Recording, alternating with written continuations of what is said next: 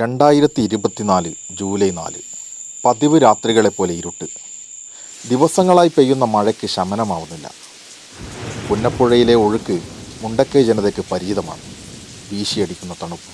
ഇരുട്ടുമൂടിയ പാതിരയിൽ വെള്ളോലിപ്പാറയിലെ കല്ലിനും മണ്ണിനും അനക്കം വെക്കുന്നു. ആരോ തടഞ്ഞുവെച്ച ജലപാതം പോലെ അത് കുതിച്ചൊഴുകുന്നു. പിടിച്ചു നിൽക്കാൻ പോലും ആവാതെ വൻമരങ്ങൾ അതിനൊപ്പം ഒഴുകിപ്പോകുന്നു. വീടുകൾ അതുണ്ടാക്കിയ കല്ലിൻ്റെ രൂപത്തിലേക്ക് തിരികെ പോകുന്നു. ജീവന് വേണ്ടിയുള്ള നിലവിളികൾ ആ ജലപ്രവാഹത്തിൽ മുങ്ങിയും താണും ഒഴുകിയകലുന്നു. ഭീമാകാരമായ ശബ്ദത്തോടെ ഒരിക്കൽ കൂടി ഭൂമി ഇളകുന്നു. ആദ്യത്തെ ജലപ്രവാഹത്തെ മറികടക്കുന്ന വേഗത്തിൽ മറ്റൊന്ന് പാഞ്ഞെടുക്കുന്നു. ആർത്തനാദത്തിൻ്റെ ആദ്യ ആവൃത്തി പൂർത്തിയാക്കും മുമ്പ് ഒരു കൂട്ടം മനുഷ്യർ, അവരുടെ വളർത്തുമൃഗങ്ങൾ എല്ലാം ഒലിച്ചു പോകുന്നു.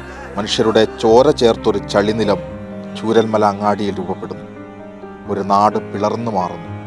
ഭൂപടത്തിൽ നിന്ന് നോക്കി നിൽക്കെ ഒരു നാട് ഒലിച്ചു പോകുന്നു. തേങ്ങലുകളോ കരച്ചിലുകളോ ഇല്ല. കുത്തിയൊലിച്ച മലവെള്ളപ്പാച്ചിൽ മാത്രം. സകലവും വലിച്ചെടുത്ത് അത് കലിപൂണ്ട് നിന്നു. ചൂരൽമലയിൽ സൂര്യനോടൊപ്പം അനേകം മനുഷ്യരുടെ തേങ്ങലുകളും ഉയർന്നു.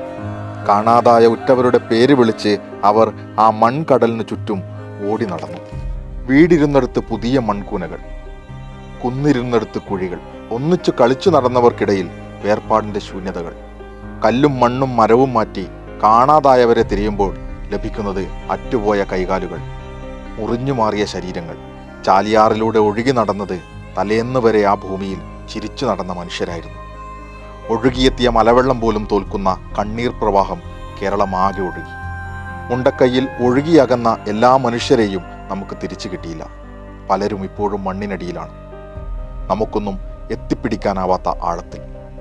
പലരുടെയും കണ്ണീർ ഇപ്പോഴും തോർന്നിട്ടില്ല. ഇരുട്ടി വെളുത്ത ഒരു രാത്രി കൊണ്ട് വേർപിരിഞ്ഞു പോയ കലങ്ങിമറിഞ്ഞ ജീവിതത്തിൻ്റെ നൊമ്പരത്തിലാണ് ആ ജനത ഇപ്പോഴും. നഷ്ടങ്ങൾ നികത്താനാവില്ലെങ്കിലും അവരുടെ കണ്ണീരൊപ്പാൻ കേരളം ഒരുമിച്ചിറങ്ങി. പ്രളയകാലത്തിന് സമാനമായി കേരളം ഒറ്റ മനസ്സായി പ്രവർത്തിക്കാൻ തീരുമാനിച്ചു. തങ്ങളുടെ സമ്പത്തിൻ്റെ ഒരു ഭാഗം പലരും നൽകി. ചിലർ വേതനമാകെ വയനാടിന് നൽകി. കുഞ്ഞുങ്ങൾ കുടുക്കയിൽ സൂക്ഷിച്ച കുഞ്ഞു സമ്പാദ്യമാകെ വയനാടിന് നൽകി. ചിലർ വിലപിടിപ്പുള്ള പലതും വിറ്റു. യുവജനങ്ങൾ ആക്രി പെറുക്കി. പറ്റാവുന്ന കൂലിവേലകളെല്ലാം ചെയ്ത് വേതനം വയനാടിന് നൽകി.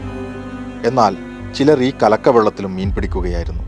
സ്വന്തം ഉത്തരവാദിത്വത്തിൽ ദുരിതബാധിതർക്ക് വീട് വെച്ച് നൽകാമെന്ന് പറഞ്ഞ് കോൺഗ്രസും യൂത്ത് കോൺഗ്രസും തെരുവിലിറങ്ങി. അവരെ പൂർണ്ണമായും വിശ്വസിച്ച് സാധാരണക്കാരായ കോൺഗ്രസ് പ്രവർത്തകർ സ്വരുക്കൂട്ടി വെച്ച നാണയങ്ങൾ ഫണ്ടിലേക്ക് നൽകി. ഓരോ ബൂത്ത് തലം മുതൽ നിർബന്ധിത കോട്ട നിശ്ചയിച്ച് ഫണ്ട് പ്രവർത്തനം യൂത്ത് കോൺഗ്രസ് നടപ്പിലാക്കി. പക്ഷേ വിയർപ്പും കരുതലും നിറഞ്ഞ ആ പണം വയനാടിൻ്റെ ചുരം കയറിയില്ല. പിരിച്ച ഫണ്ടിനോ വാങ്ങിയ പണത്തിനോ കണക്കുകളില്ല.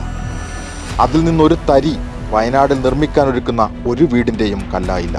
പണം പിരിച്ച കാലത്തെ യൂത്ത് കോൺഗ്രസ് അധ്യക്ഷൻ രാഹുൽ മാങ്കൂട്ടത്തിൽ നല്ല സ്വഭാവത്തെ തുടർന്ന് ഒഴിവിൽ കഴിയുമ്പോൾ ആരേറ്റെടുക്കും ഈ പിരിച്ച പണത്തിൻ്റെ ഉത്തരവാദിത്വം? പതിനായിരങ്ങളുടെ കണ്ണീര് വീണ ആ പണം ഏതെങ്കിലും ആശുപത്രിയുടെ ബില്ലായി മാറിയോ? പഞ്ചനക്ഷത്ര ഹോട്ടലുകളിലെ നിശോത്സവങ്ങളുടെ ഭാഗമായോ? ഇരയായ പെൺകുട്ടികൾക്ക് ആ പണത്തൂക്കം ഉപകരിക്കപ്പെട്ടോ? ആർക്കും അറിയില്ല. രാഹുൽ, മണ്ണിനടിയിൽ ഇനി ഒരിക്കലും വെളിച്ചം കാണാനാവാതെ പോയ മനുഷ്യരുടെ വേദനയുടെ ഭാരം നിങ്ങളുടെ കയ്യിലുണ്ട്. ഒറ്റ രാത്രിയിൽ ഒലിച്ചുപോയ മനുഷ്യരുടെ പൂർത്തിയാക്കാത്ത സ്വപ്നങ്ങളുടെ വേദന നിങ്ങൾ പൂർത്തിയ പണത്തിലുണ്ട്.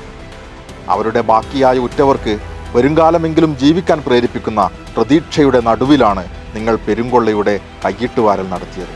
വേദനകളുടെയും രോദനങ്ങളുടെയും ഓർമ്മകൾ നിങ്ങളെ വിടാതെ പിന്തുടരും.